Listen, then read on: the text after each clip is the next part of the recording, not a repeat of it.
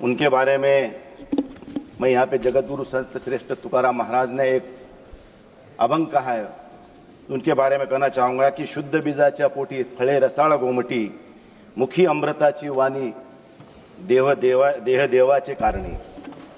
ऐसा महाराष्ट्र का ये सुपुत्र है जिन्होंने पूरे देश भर में एक अच्छा काम किया है।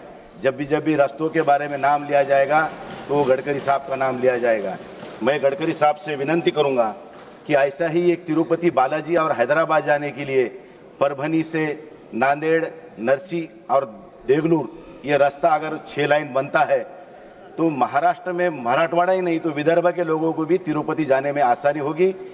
ये आप रास्ता बनाएंगे क्या? और दूसरा मेरा सवाल है कि पूना एक बहुत बड़ा एजुकेशन हब है, वहां जाने के लिए मराठवाड़ा से नहीं तो खानदेश हो, विदर्भ हो और उसके साथ में पूना नगर के जैसा वहां पे बहुत बड़ा जाम होता है 12 महीने, तो ये संभाजी नगर से पूना और परभनी से पूना जाने वाला अगर रास्ता ये 6 लाइन बनता है तो मुझे लगता है कि ये बहुत बड़ा काम आपके माध्यम से होगा। ये आप करेंगे क्या? ये मैं आपसे पूछना चाहूंगा। सम्माननीय अध्यक्ष महोदय, पुणे से औरंगाबाद संभाजीनगर ये महत्वपूर्ण रास्ता है जो पश्चिम महाराष्ट्र और मराठवाड़ा को जोड़ता है और इसमें विशेष रूप से ये पुणे ये ऐसी सिटी है कि पूरे महाराष्ट्र का मुंबई के साथ जैसा संबंध है वैसे पुणे के साथ है और इसलिए हमने इसके ऊपर एक मार्ग निकाला है कि पुणे से अहमदनगर औरंगाबाद जो रास्ता था इसका जो मॉडल था ये हमने ईपीसी में रोड बनाया है और एक नई ग्रीन अलाइनमेंट तैयार की है पुणे से औरंगाबाद संभाजीनगर। और ये पुराने रोड का टोल जो है वो जो ये काम करेगा उसको हम देंगे, वो उसको मॉनिटाइज करेगा, सिक्योरिटाइज करेगा और उससे लैंड एक्विजिशन करेगा नए एक्सप्रेस हाईवे के लिए और नया हाईवे बनाएगा।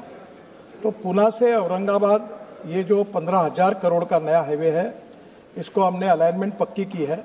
मॉडल ये अभिनव मॉडल है जिसमें सरकार का 1 रुपया नहीं लगेगा और महाराष्ट्र सरकार के पीडब्ल्यू कॉर्पोरेशन को दिया है, जिससे पुणे से औरंगाबाद जो आज 6-7 घंटे लग रहे हैं वो पुणे से औरंगाबाद संभाजीनगर 2 घंटे में होगा। अब संभाजीनगर आने के बाद परभणी जाने के लिए काफ़ी रोड्स हैं और ट्रैफिक जैसे बढ़ेगा उसमें और आगे जोड़ने की कोशिश करेंगे। कोई रोड बचा है क्या? माननीय सदस्य, आसन्ना सदस्य के जो मांग है कि परभणी से हैदराबाद, परभणी से नांदेड़ और नांदेड़ से हैदराबाद, तो नांदेड़ से हैदराबाद एक कनेक्टिविटी हम कर रहे हैं, इंदौर से हैदराबाद ऐसा हाईवे बना रहे हैं, इसका काम शुरू है और ये हाईवे जो है ये नांदेड़ तक आएगा और नांदेड़ के बाद देगलूर से लेकर आगे वो हैदराबाद तक लेकर जाएंगे। पर जहां तक परभणी से नांदेड़ की बात है उसमें ऑलरेडी हाईवे है और ट्रैफिक अगर बढ़ता है तो उस हिसाब से उसका विस्तारीकरण करेंगे। Honourable members supplementary. अध्यक्ष महोदय, मैं मंत्री महोदय से जानना चाहूंगा कि एक शक्तिपीठ मार्ग महाराष्ट्र में होने जा रहा है। ये शक्तिपीठ के मार्ग में बहुत सारे किसानों की जमीनें का हस्तांतरण होने जा रहा है। पहले ही महाराष्ट्र में 3.25 लाख हेक्टेयर जमीन अलग अलग प्रोजेक्ट के लिए ली गई है। उसके बाद में अभी 27,000 हेक्टेयर की जमीन ये अभी लेने जा रहे हैं। 86,000 करोड़ रुपए उसकी लागत है। मैं आपसे माध्यम से पूछना चाहूंगा कि जबकि आपके माध्यम से बहुत सारे रास्ते पूरे क्षेत्र को जाने के लिए अच्छे बने हैं, फिर ये शक्तिपीठ मार्ग बनाकर किसानों की उपजीविका खेती पे है, पूर्वजों से चलते आ रहा है। अगर वो जमीनें अगर जाएंगी तो किसान रास्ते पे आ जाएगा, उसको खाने के लिए मोहताज हो जाएगा। मैं आपके माध्यम से पूछना चाहूंगा कि किसानों की जमीनें न रहते हुए ये शक्तिपीठ मार्ग कैंसिल हो सकता है क्या? सम्माननीय अध्यक्ष महोदय, ये शक्तिपीठ मार्ग जो है ये भारत सरकार नहीं बना रही है।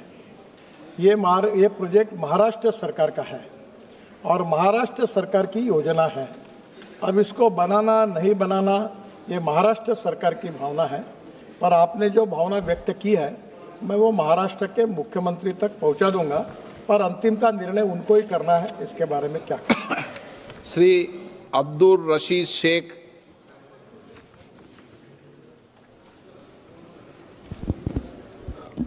Thank you sir. जैसा कि ऑनरेबल मेंबर साहब ने कहा, गडकरी साहब के तो सारे फैन हैं हर जगह काम करने के, तो